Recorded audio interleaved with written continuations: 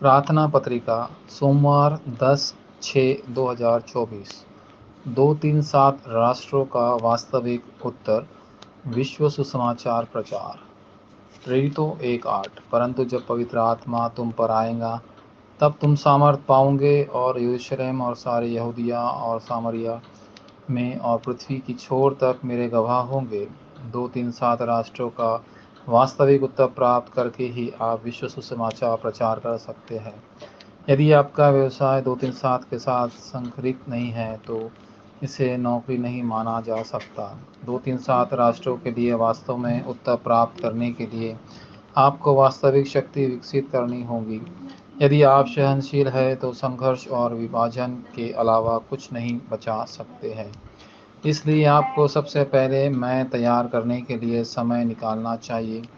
वह समय शांति और शांति से खुद को मुक्त करने का है। आपको पर्यावरण का आनंद लेने के लिए भी समय चाहिए। इसके अलावा प्रार्थना के माध्यम से आपको ऊर्जा, उपचार और शिखर का आनंद लेना चाहिए।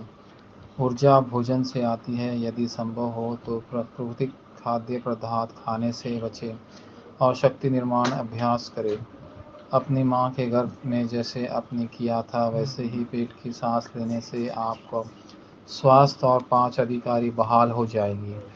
ऐसा करने से आप पवित्र ध्यान देखने जो 7 दार्जिलिंग को पूरा करता है।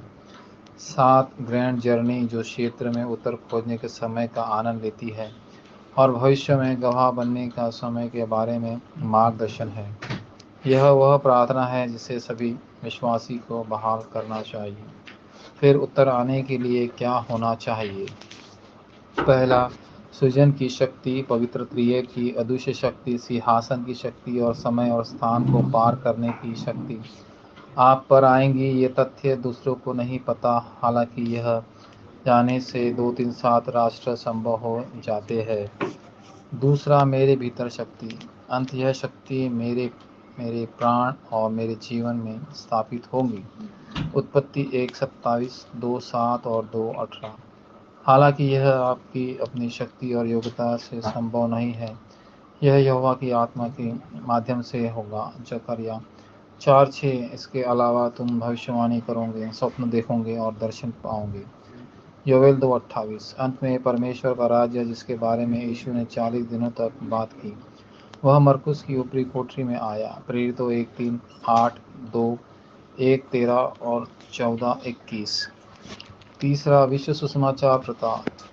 विश्व क्रिस्टिया। इस बिंदु से विश्व सुसमाचार प्रचार की उत्कृष्ट कृतियाँ बनाई जाएंगी। वे हर दिन मंदिर और घर में होती है। प्रेरितों 2:43-45। लंगड़ा आदमी जी उठा और सामरिया की समस्या हल हो गई। प्रेरितों 3:1-12 और 8:4-8। इसके अलावा ऐसी बीमारियां ठीक करना जिन्हें कोई ठीक नहीं कर सकता था। प्रेरितों 13:16 और 19। ऐसे उत्तर देना जो कोई नहीं दे सकता था। आराधनालय और जो शाश्वत था उसके लिए अपने जीवन को दांव पर लगाना। मार्क मॉर्गन की घोषणा की है कि वे 237 देशों के मंदिर बनाएंगे। उसी समय दुनिया भर के चर्च बंद होंगे रहे हैं। अभी परमेश्वर ने अपना उन बंद हो रहे चर्च को बहाल करने और प्रतिभाशाली अवशेषों का पोषण करने के लिए बुलाया है।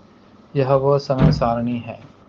वाचा प्रार्थना। प्रिय परमेश्वर, इस समय के लिए मुझे बुलाने के लिए धन्यवाद। मुझे दुनिया भर में सुसमाचार प्रचार करने और टूटे हुए चर्चों का पूर्ण निर्माण करने की शक्ति प्रदान करें।